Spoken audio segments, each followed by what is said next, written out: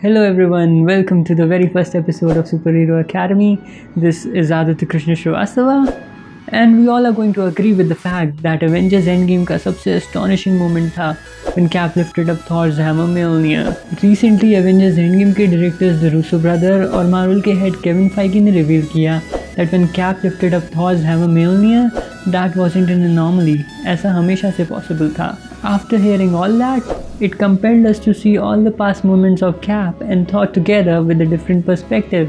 So Avengers Endgame में अपने Fat Thor ने original hammer Mjolnir चुराया Asgard से, which was in the timeline of 2013 The Dark World, prior to the timeline of Ragnarok जिसमें हेला ने उसका original hammer Mjolnir तोड़ दिया था. As a result of which अब उसके पास दो hammer हैं, एक उसका original Mjolnir and second his newly developed Stormbreaker. बाद में जब Thor was fighting Thanos in the final battle of Avengers Endgame, Thor got beaten black and blue. After that, Cap lifted up the hammer. उसने shield और hammer का भी combination use किया इस fight में Thanos को defeat करने के लिए. Cap ने वो सारे best moves use किए which were used by Thor, like summon the lightning, twirling of the hammer to power it up. It almost felt like कि ये सब उसके लिए बहुत ही natural और familiar था. कैप को Mjolnir wield करते हुए देखने के बाद Thor was like, I knew it. Obviously ये Avengers Age of Ultron का recall moment है जिसमें Thor ने बाकी सारे Avengers को challenge किया था to prove their worthiness by picking up the hammer Mjolnir. After that, Hawkeye, Banner, Rhodey, Tony सब ने hammer lift करने का try किया. जब कैप ने ट्राई किया तो हैमर थोड़ा सा लिफ्ट हो गया, जिसको देखते ही Thor became a bit anxious. जब इसके बारे में रूसो ब्रदर्स से पूछा गया तो उन्होंने कहा कि in their head cap was always being able to wield Mjolnir. It's just that he was unaware of the fact until and unless Avengers Age of Ultron में थॉर ने उसे चैलेंज किया and he accepted the challenge and gave it a try. But after seeing Thor's reaction, उसने decide किया कि he won't lift the hammer as Thor का ego hurt ना हो. वैसे ये बात तो हम मार्वल फैंस को बहुत पहले से ही पता थी कि cap is worthy enough to wield Thor's hammer Mjolnir, और अब मार्वल के हेड केविन फाइगी ने भी कंफर्म कर दिया था रेडिट के एक AMA सेशन में, in which he said we think Cap was always worthy, is just that he was being polite in Avengers Age of Ultron.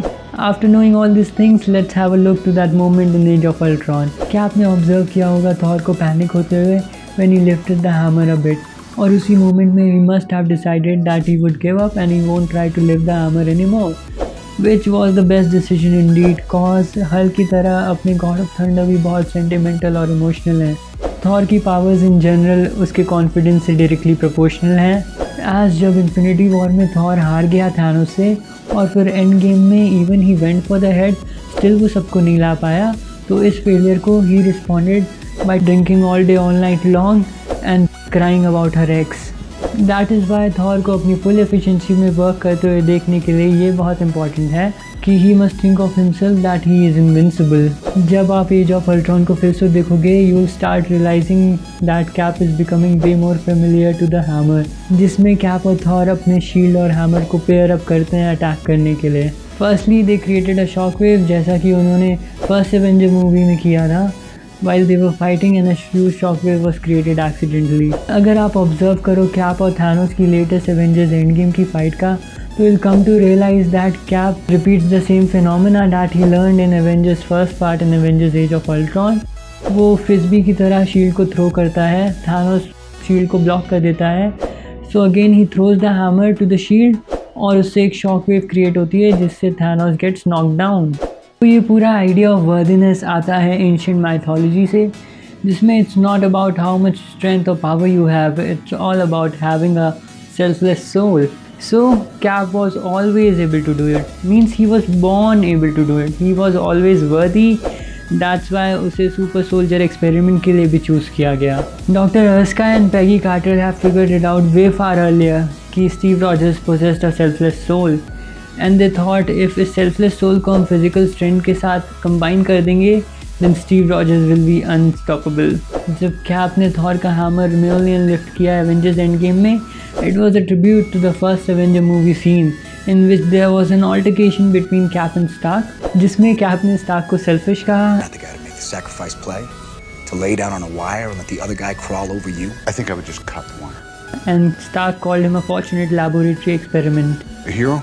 Like you? You're a laboratory experiment, Rogers. Everything special about you came out of a bottle. Eventually Avengers Endgame में Cap और Stark दोनों ने एक दूसरे को wrong proof कर दिया as Stark made the sacrifice play and Cap ने भी prove कर दिया that there was greater worthiness to him than super strength. He was a kind of fighter or a soldier that can This all day. So now we are curious to know that आपका क्या reaction था when you saw Cap wielding up Thor's hammer Mjolnir. Write down your reaction in the comment section below. For some more super content, you can follow us on Instagram, Twitter, Facebook and Pinterest. Don't forget to subscribe to the channel and hit the bell icon so that you never miss a video by Superhero Academy. This is me, Aditya Krishna Shrivastava, signing off. Stay super, stay strong.